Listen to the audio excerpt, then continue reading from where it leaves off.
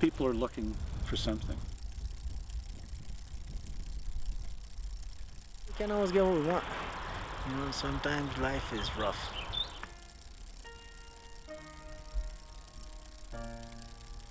I see people that look for reasons to grieve. I'm not going to do that. Those are the kinds of experiences on a bike that you just never forget.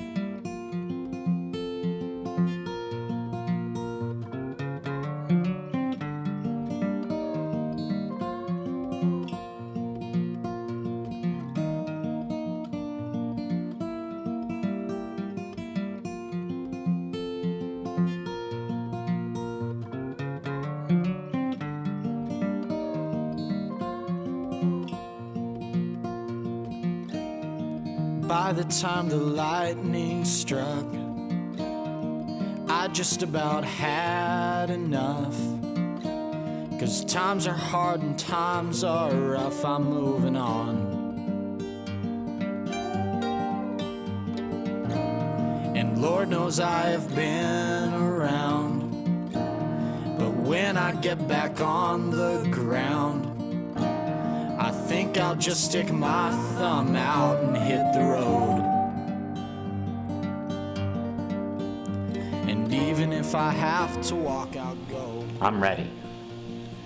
I'm nervous as hell, but I'm ready. And I'm just wishing you were by my side. Here begins the next chapter of my life. And I don't know how long it'll take, and I have no idea how far I'm gonna roam. But as long as that wheel's turning, I will go.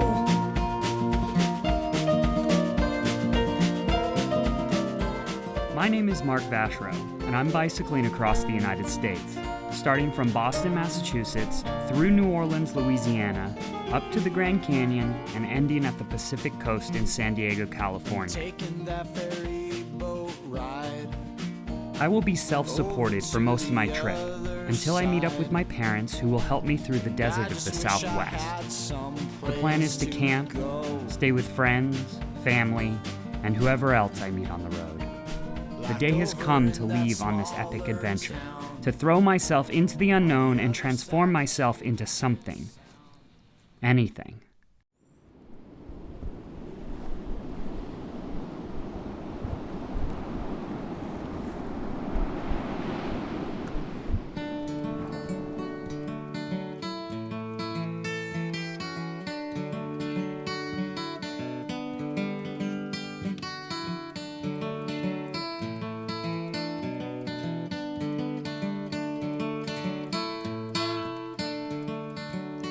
We talked of Hemingway, and we talked of heading south, and we talked of going down where the ships sailed out, and we talked of everything. I'm on my own. We still never talked about love.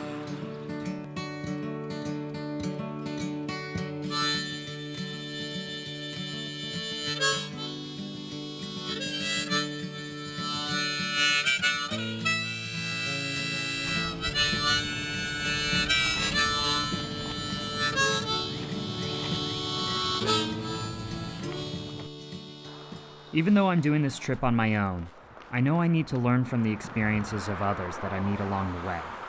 So when I meet somebody on the road, I just ask them how they came to be where they are. And that leads to so much more. Just say your name, and then... My name. That's good. There we go. We're good. People are looking for something. They're looking for, well, maybe just a little bit of sanity, a little bit of quiet. Sometimes they're at a at a juncture in their life and need to make sometimes a life-changing decision, people will come and spend maybe hours and just really say, oh, okay, now I get quieted enough that I can sense a possible direction. 1979, I had worked for a bank for 20 years, and I said, well, can I have a leave of absence? And they said, well, no, you can't. So I said, okay, well then, I'll say thank you and goodbye. All right, yeah. Well, it was something I felt it was important for me, and also being a part of something greater and better for the future. Hi, folks. Welcome to the park. Hello. You can open the gate there, that's fine. Yeah, there you are. That wasn't so difficult.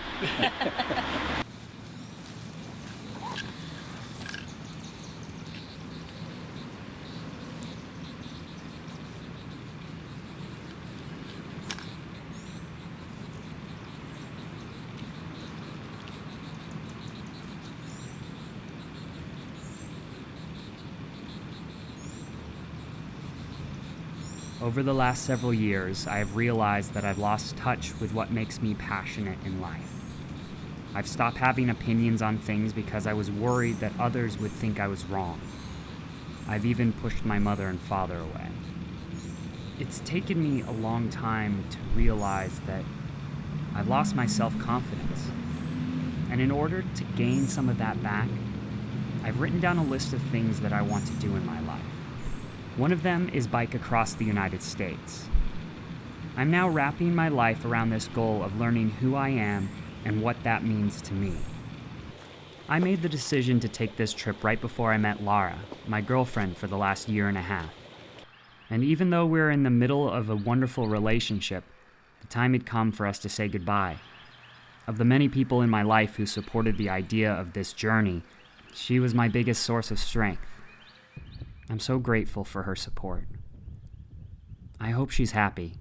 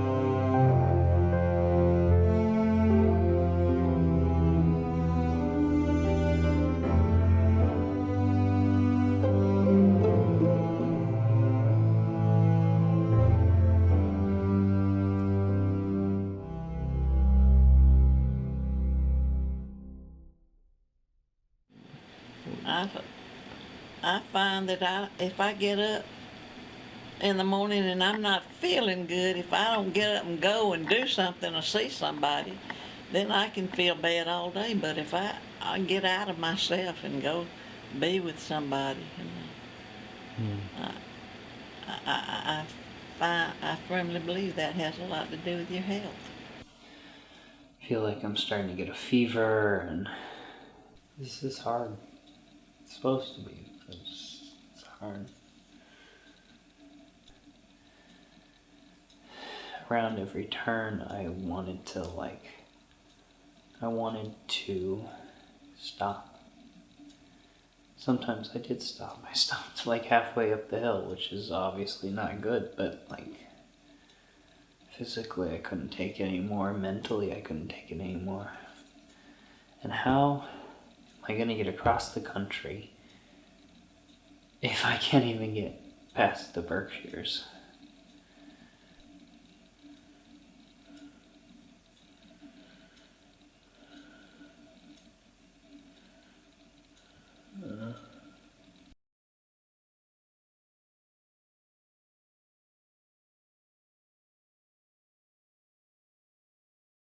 Everybody's life in the world is so similar.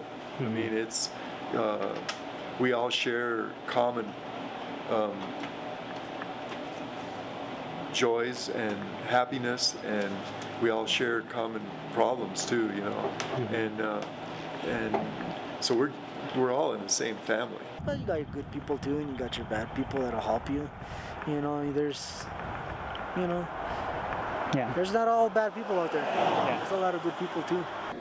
We get out of the truck. Tony opens the front door to this house, and there's this guy who's just white, lightning white hair, lightning white beard, tattoos on his face, at a table, and there's a Bible and a bottle of whiskey.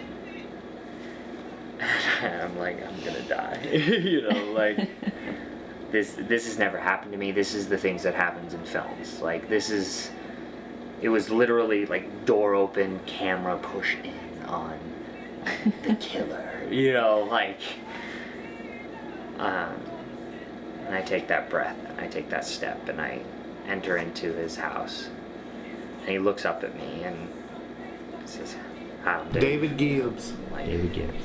I was born and raised down the road about 5 miles, and poor family, tobacco family, and become an alcoholic like 14 years old.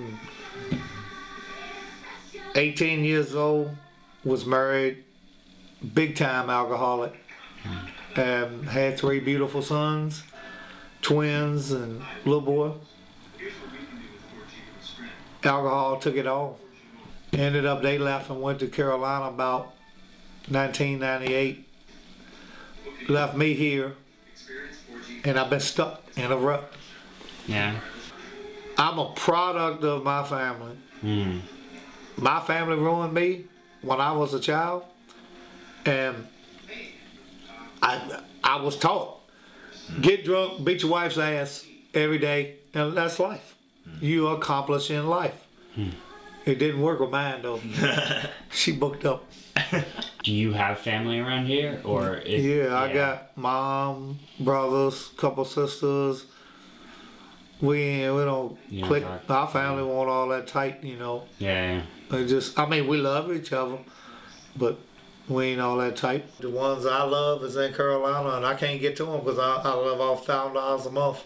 So you said you're on disabilities right now. Is that what's keeping you from getting out or going outside, or? No, I can go outside, but I seclude myself because I'm depressed from not being able to be with my sons. Yeah. And your sons are in Carolina, right? And Joshua, Joseph, and Jacob. I'm going next Friday though. Friday night at this time, I'm gonna be down there with them. That's great. It's only gonna be from Friday to Sunday, but I'm gonna be able to give them a little money, and one of them's going off in the army in a week after that. The other one's gonna go shortly after that, and I'm going down there to just hang out with them for 2 days, and it'll probably be 2 more years before I can even go down there for 2 days to see them. I ain't far from my old ways now, but it's just I think you're very far from your old ways, Dave. Well, I hope so. Yeah. Everybody needs to treat everybody right. If you got a good friend in life, I done burned bridges with 100 good friends. If you got a good friend in life, you keep them for life. Don't fuck them over, and value that friend like you value your mother and your father. Because a good friend gonna be there when everybody else is gone. Wow. That's great. And I appreciate you coming over here. Thank you. I haven't really been worried about where I'm going to sleep. So far, I've been camping a bit, I've stayed with friends and family, and surprisingly, I've been greeted with open arms by several people I just meet along the way. They've opened their land and sometimes even their homes to me. I found that this part is the most tedious, but it's important. I think I need to, if I were to buy some more straps, I'd get the straps that can like crank. Yeah. Instead of this one, which is just manually pull. My once in a lifetime big experience was the 3 months that I did traveling in 11 countries in Europe, and that was enough to you know, to this day I look back at the pictures and relive every minute of it. I can tell you details of my trip that nothing has faded. It's all still ingrained. The isolation of having to stay in one place, not being able to mix with people from all over is a shame, because if people exchanged and mixed, we wouldn't have so many misunderstandings. As you see in your travels, what your bicycle's done for you, and the people that I've talked to traveling on their bicycles, you have a lot of time to think about these things when you're on a bike. I do think about how vulnerable I am being a bicyclist and traveling on my own, but I keep meeting people that put that worry at ease.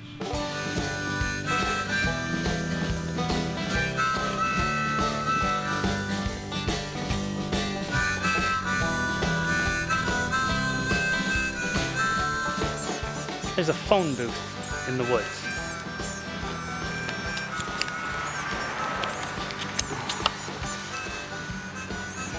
Look at that.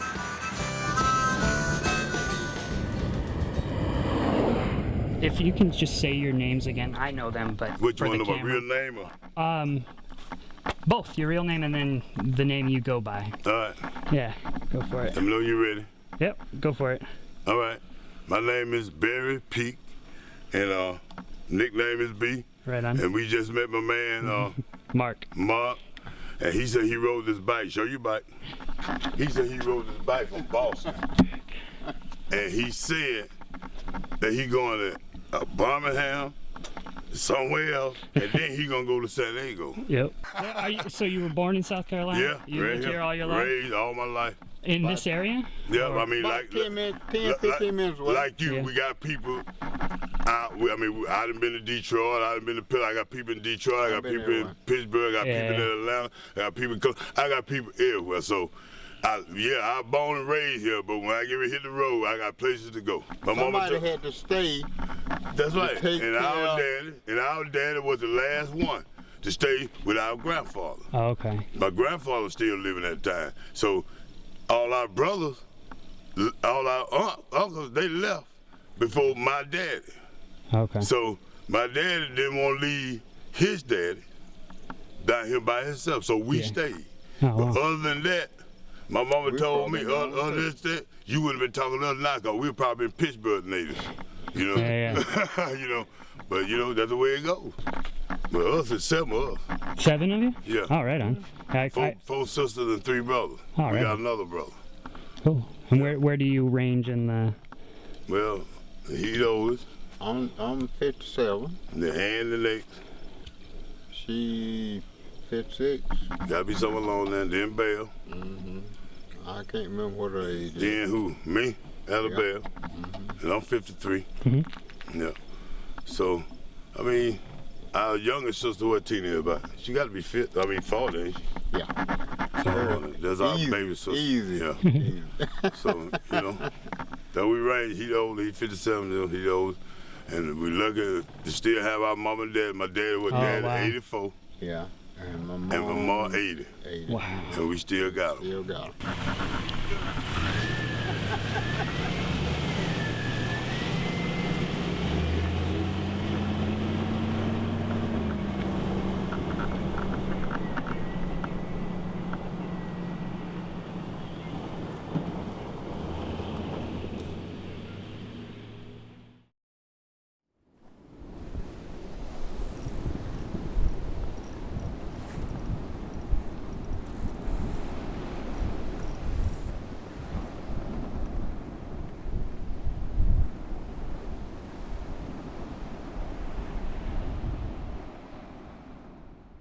Look at this. It's just gorgeous. Like, this whole area is just beautiful. I just can't get over the fact that I'm the one that's doing this trip. Everything's been good, you know? Been rough sometimes, but nothing I can't handle. Anyways, I still have, 3,500 miles to go, but I know I can make it. So just say your name to the camera and then My we can... name is Eleanor Bassett, Great. Troy, Alabama. Great. And how long have you been living in Troy? I've lived in Troy since 1945 and in this house since 1952. I was raised about 12 miles south of Union Springs at Inverness, Alabama. Okay. And my parents there were 5 siblings, and my parents were real Christians. My dad ran a country store and a post office in the store, and Mama helped him in the store a lot. My 3 brothers finished at Auburn, and my sister finished at Montevallo, but when I finished, I was the second one. My brother was in Auburn, and they didn't have enough money to send me to college, so I went to Montgomery and took a business course. Okay. A government business course where we went to school a half a day and worked a half a day. And then I was in love with my high school sweetheart, and he had joined the Air Corps, so I went to Texas and married him. Oh, yeah. Yeah, we had 5 children, and they were all smart and sweet. I've lost 3 of them, and I've lost him 14 years ago, but life is still good. I count my blessings every day, and today is my daughter Carol died 5 years ago today, but I don't sit around and grieve. I cherish all the good times we had together. You definitely keep a good spirit about you. I have to. Yeah. Yes. I said, when Bob died, I told my other son Fred, I said, I have 2 choices. I can sit around and feel sorry for myself, or I can get on up and go on with life like they'd want me to do. He said, no, Mom, you don't have a choice. That's what you have to do. Love it. But yeah, I see people that look for reasons to grieve or to complain, and I'm not going to do that.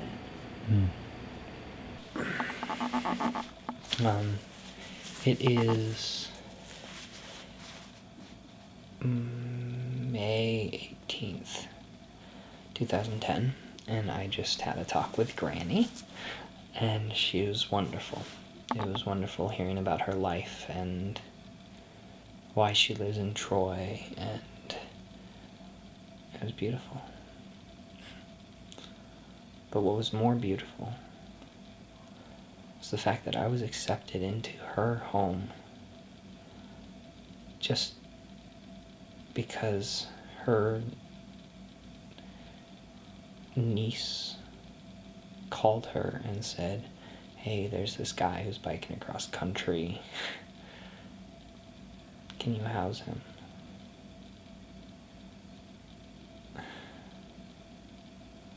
And now I met a woman that I believe is going to change my life.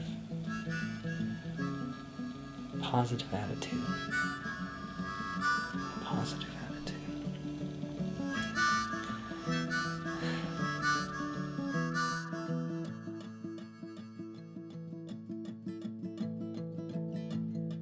What would it take for your heart to break? What would it take for it to melt?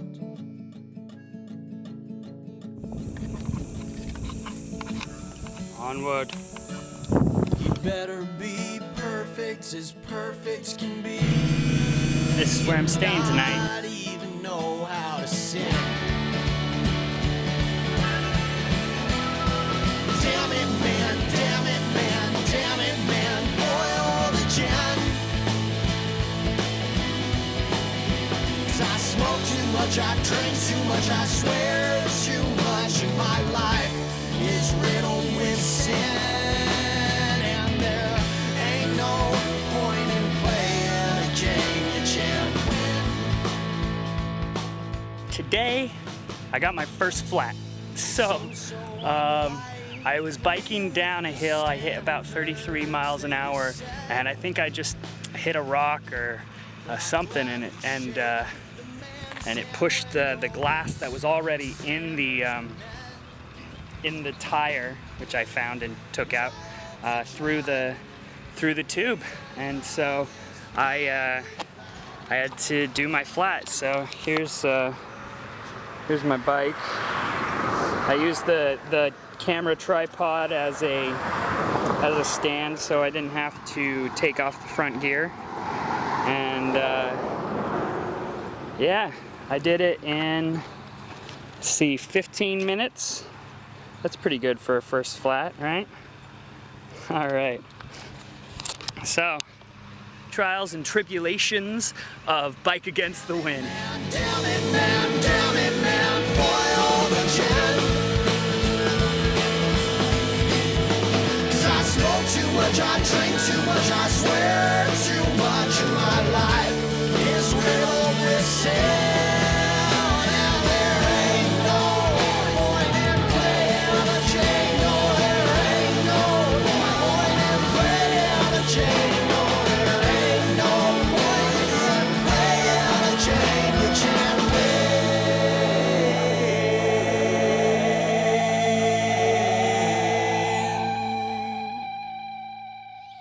Welcome, ladies and gentlemen, to my home for the night. I'm in a national park in Alabama, in southern Alabama, right on the border between Alabama and Florida.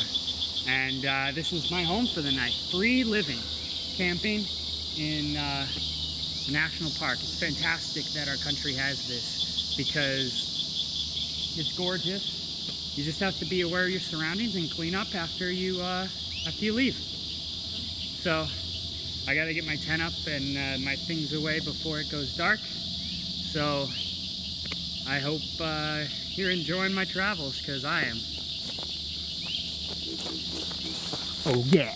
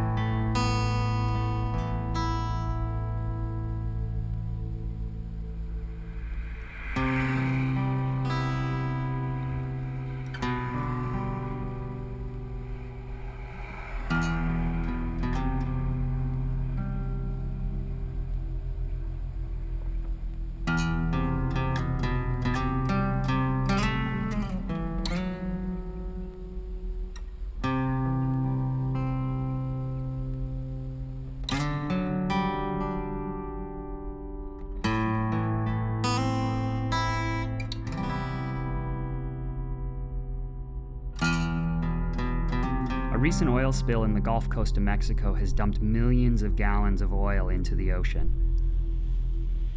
I've been told to go see the white sand beaches before they turn black.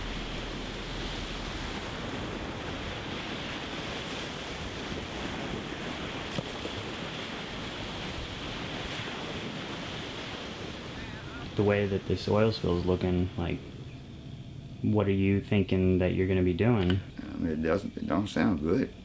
I don't know what I would do. What would I do? I can't get out there and work with them 22-year-old boys. You know, I can't do that. I'm too old for that. Put one foot in front of the other foot. That's the only thing I know to do. Today I met a man that at the same time I envy and want to help. Meeting Alan and taking his boat to a one-room shack that he calls home opened my eyes to a world of solitude. This man is a fisherman.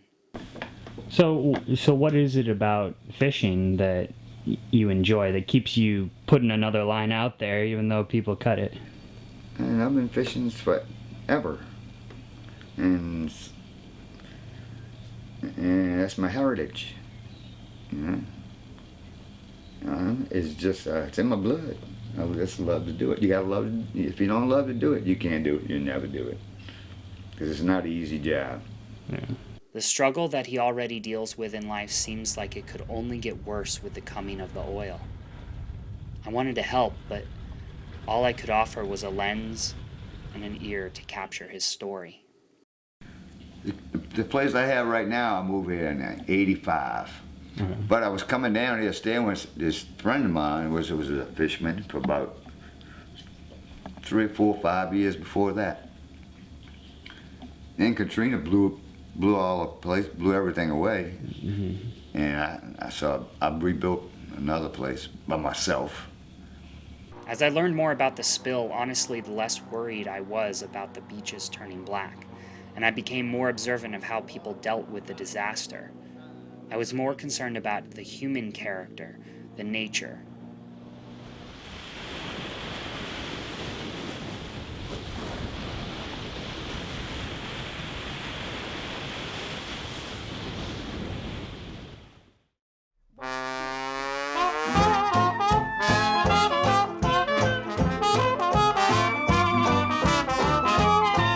I'm in the streets of New Orleans, and it's pretty beautiful here.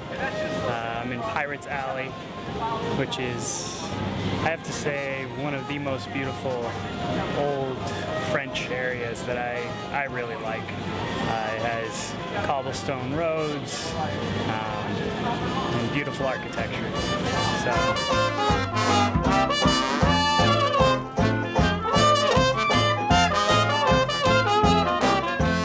Well, I was born in New Orleans. Okay. Born and raised here, and lived several different places. In fact, I spent 15 years in Milwaukee, Wisconsin, which is a very, very nice place. People follow the rules, and they're very friendly, and it's open. But it's not the same. New Orleans is not the same. And I've told Sean this story a lot of times, that one of the things about New Orleans, it's a very hard place to get away from. It's like getting herpes, you know? Once you get that virus, you can't get rid of it. That's a poor analogy, but a fair one. Anyways. Yeah.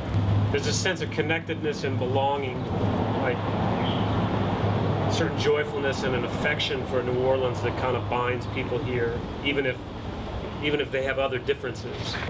You can't compare New Orleans to any other city in terms of prosperity because it's relative, and there's no other city in the United States like New Orleans. You know, my wife is from Sweden, and she said that quite often that if we couldn't live in New Orleans, she's not sure if we'd live in this country.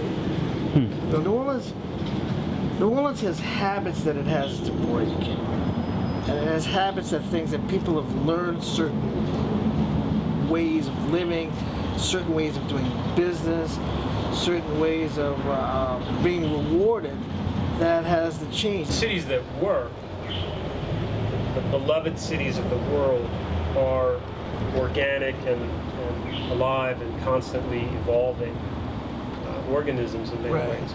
And so New Orleans, prior to this flood catastrophe, had a lot of problems that are not unique to New Orleans, but reflect a lot of cities. I guess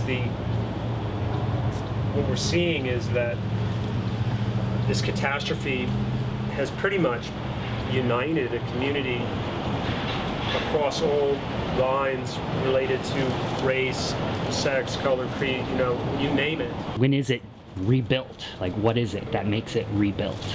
I don't think there's a point.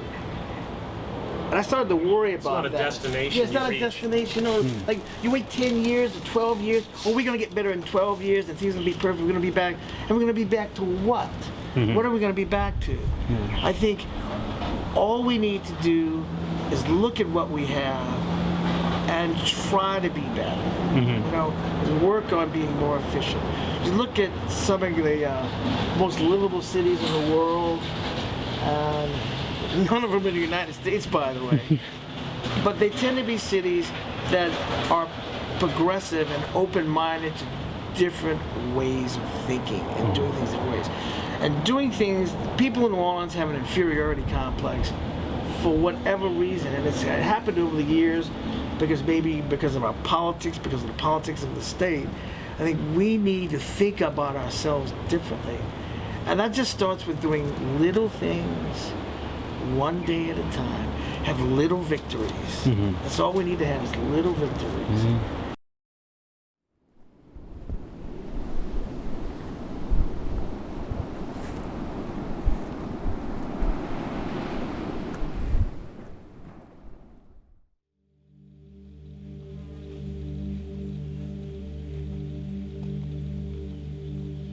Another day out at sea.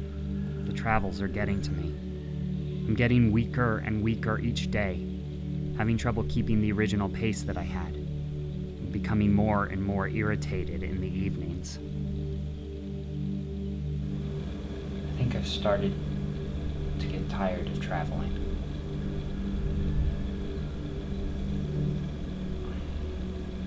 I miss a lot of people.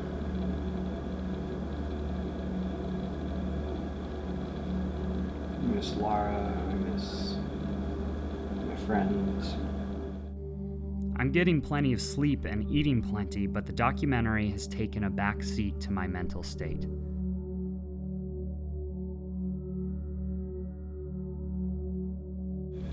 This trip has shown me so far that I can easily get attached to people. And it's been getting harder and harder to leave. It's harder and harder to leave each time I meet up with a friend or a family member. I just don't want to go. I'm comfortable.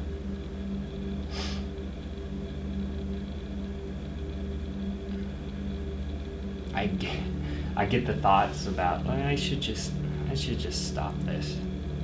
I should just buy a plane ticket and fly back home and live my life the way I had been living it, to an extent.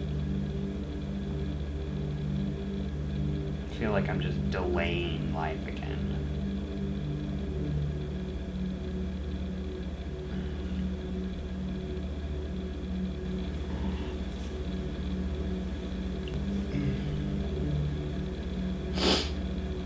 I should get on the road. I met a man yesterday that was going across country with a mountain bike and a broken baby carriage. He sleeps at churches and is going to his mother's side of the family in California to let them know what her last words were. This man was scraping by day, and all I did was give him some bug spray, and then I went and had a $37 meal. I didn't interview him. I was afraid of him for some reason. I think that he's the type of person that I want to talk to, because I have a feeling that he's the person that is pushed aside by society when all he's trying to do is what he thinks is important. He's just struggling.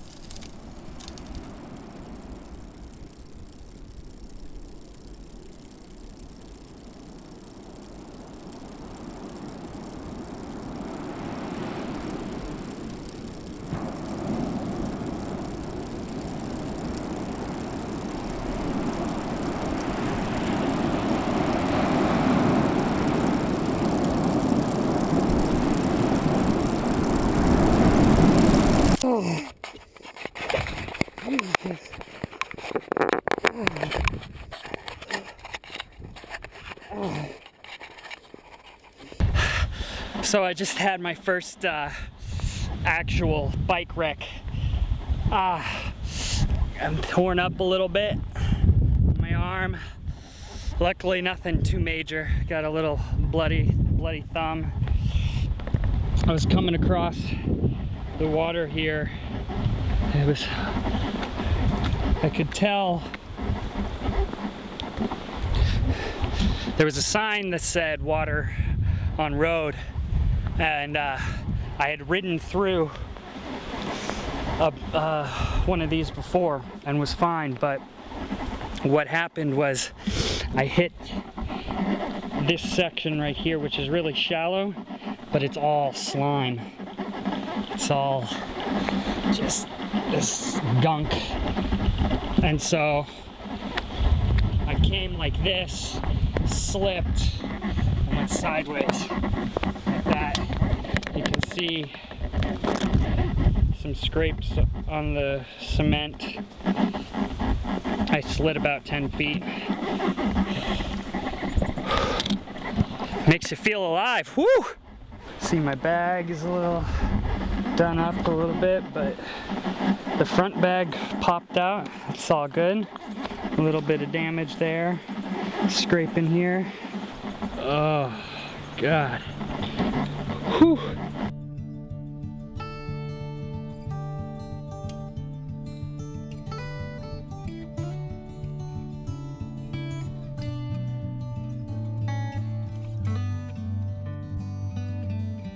What's the hardest decision you've had to make in your life? The fact that my mother was probably dying and I had to let her go. Yeah. You know, pulling the plug, not letting the machine, you know, keep her alive. That was probably one of the hardest things I had to do. Man, did it hurt. I bet. You know.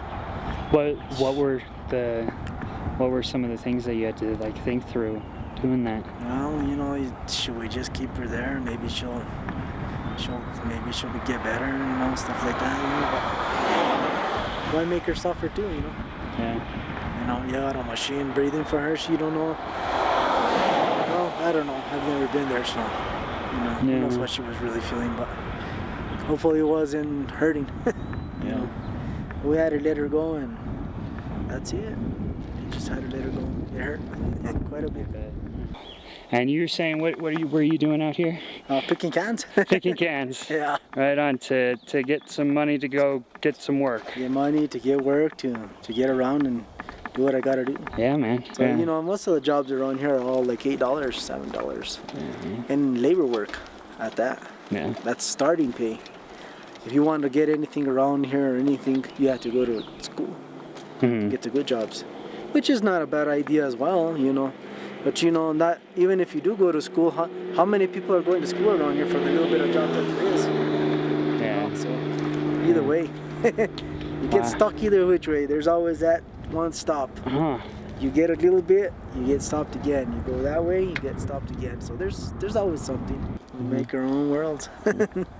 You know, I'm sure your life standard is in a different mode. Yeah. You know, right now you're biking and you have your own thing going or whatever it is. You know, me, I'm picking cans. You know, for a different reason. So my life is this. Your life is bike riding and enjoying sceneries or whatever it is. You know, so everybody has a different world. Yeah, and it's not necessarily bad or worse or better. Or... That's just what you like. You gotta do what you like for yourself. You know. There's no other way. Right on. There's no other way. I like it, man. You know, you get people that want to do what everybody else is doing and doing what they're doing. I don't. I like to do what I want to do. Hell yeah. That's a good thing. Yeah. Say, oh, that guy's picking cans, you know, Brian. You know. Oh well. I can care less. That's good. I have a good attitude. I just wave and that's it. I do what I gotta do. Right on, man. I'm the one that struggles less. You know what I mean? Yeah. You know, I don't have to struggle that much. There's a lot of people that struggle. They don't want to pick cans, so I don't. I'll do it. I don't care. Yeah. I'll do pretty much anything for work. And what I don't know, I'll learn some. I'm a happy person, you know. That's good. I wish things were a little better sometimes, but you know, we can't always get what we want. You know, sometimes life is rough, and sometimes it's just the way it's gotta be. Mm-hmm.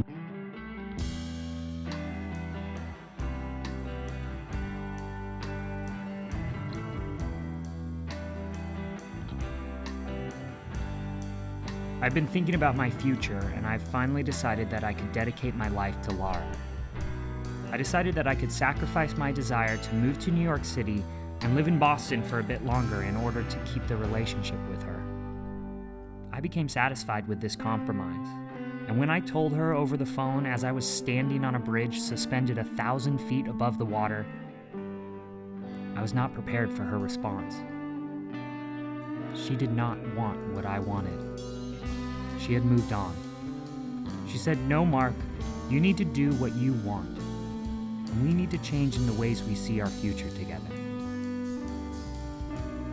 My heart was broken, and I couldn't breathe. I cried and wondered if there was anything I could do. She said her goodbye. I said mine, and looking over the bridge, I stared at nothing.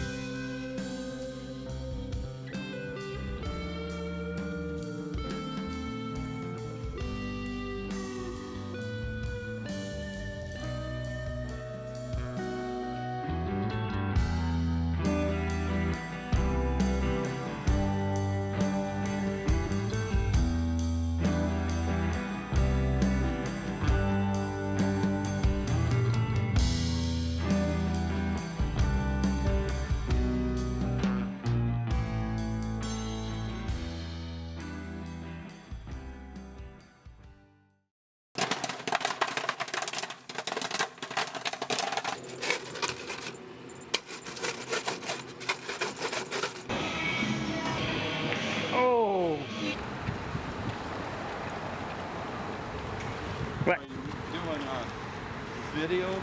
Yeah. Hello. I'll load it up. My mommy's Hi. here. Yeah. Okay, what are... Make sure to adjust the shutter. 13 miles. Just the shutter? Or just make sure that it's not really bright. It is bright. The plan was always to meet my parents in the desert of the Southwest.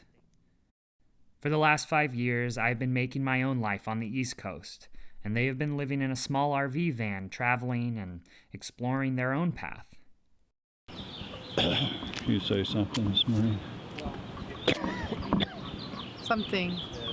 I figured it would be a good idea to have their support for this part of the trip, but I didn't expect to find a new relationship with them. One that grew out of our present adventures.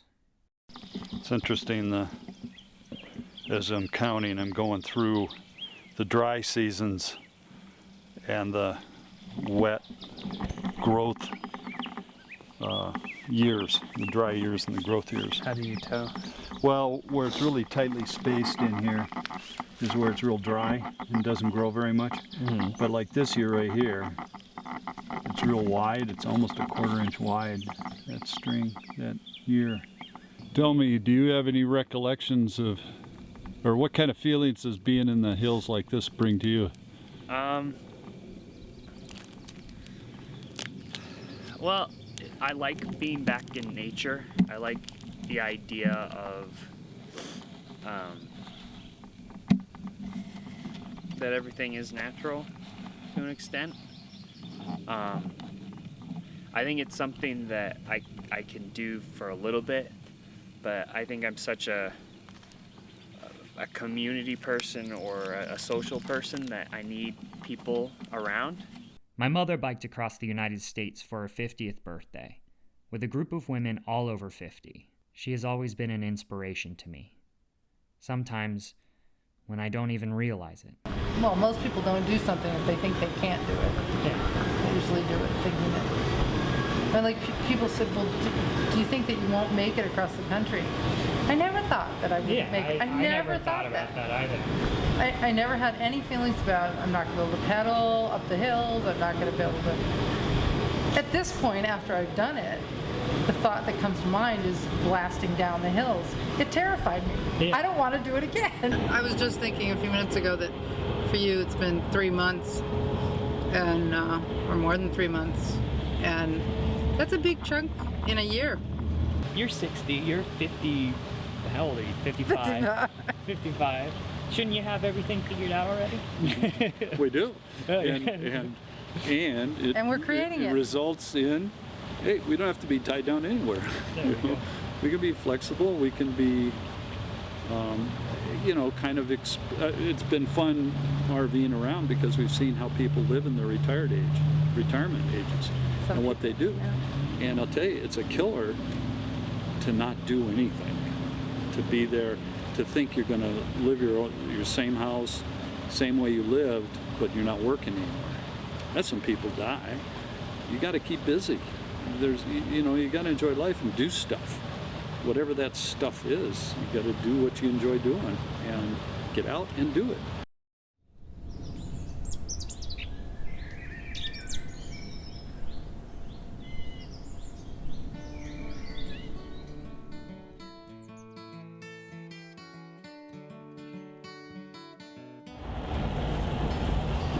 Isn't it beautiful?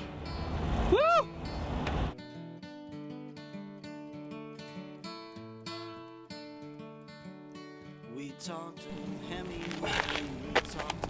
There's something about wide open spaces in the West that I really like. You gotta love yourself, first of all. Yeah. Before you can love anybody else. Yeah. And if you're mad with yourself and how you've had life,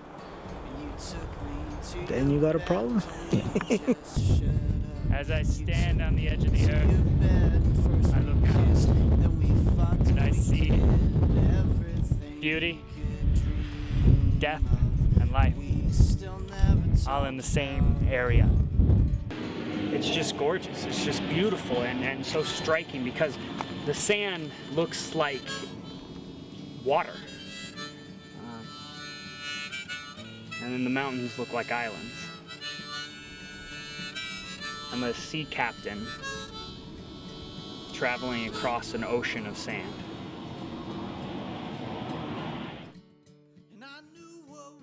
Everybody should make it out west at least once in their life. All around the world. Everybody should. Because it shows you how big the world is.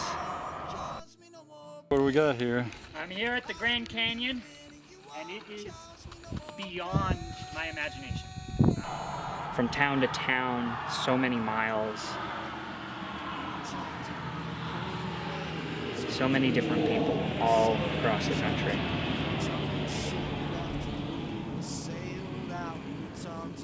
I mean, I lived out here, and I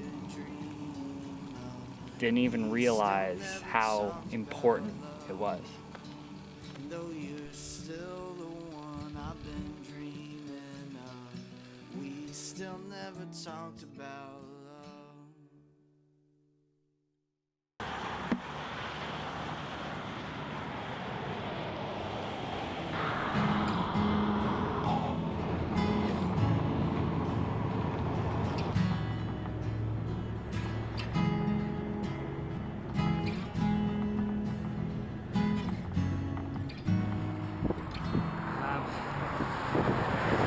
Not doing too well. It's really hot, and I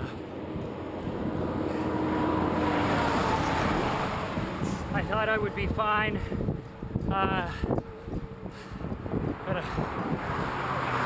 I'm not feeling too fine.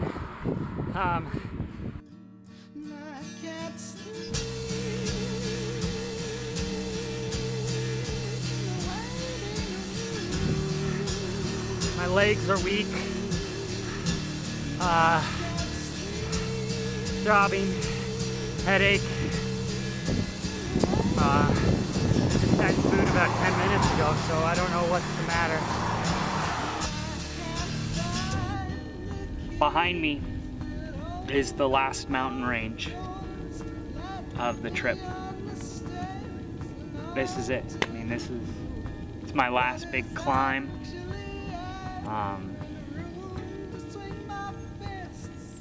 Of this trip.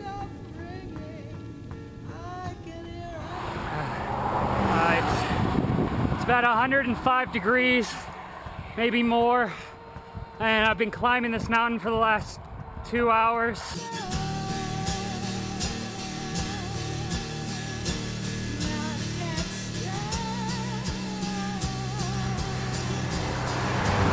Getting weak, getting very weak.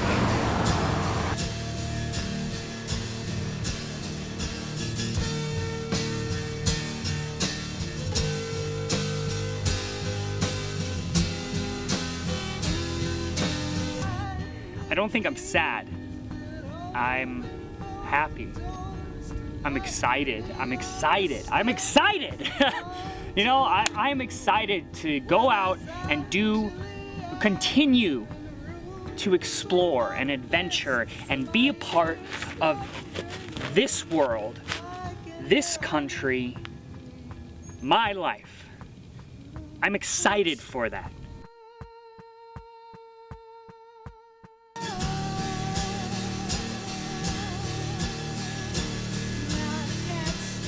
And I want everybody else to be excited, because the more excited everybody is, the happier their lives are, and the better it is to spend with people, you know, spend time with people.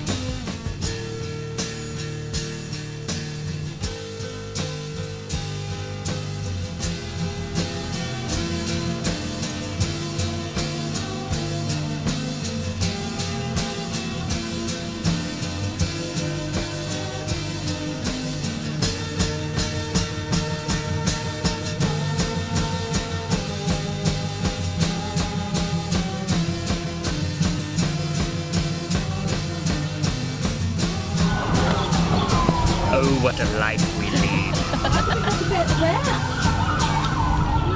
The ship pushes on. Are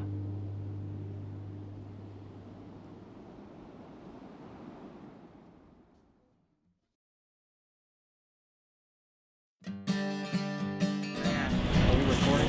That is Yeah, you're recording.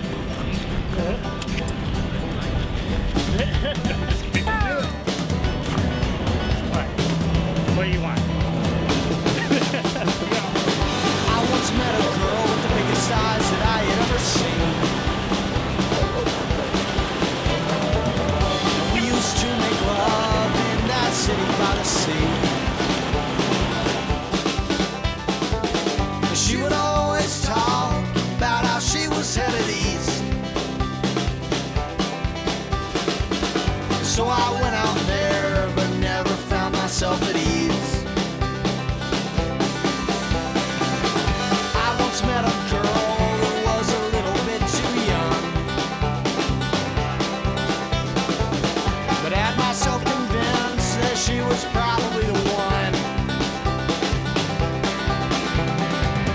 She would hold me tight and always beg me not to leave. But if I'd never tried, I'd probably never been at peace. And I've had more than my fair share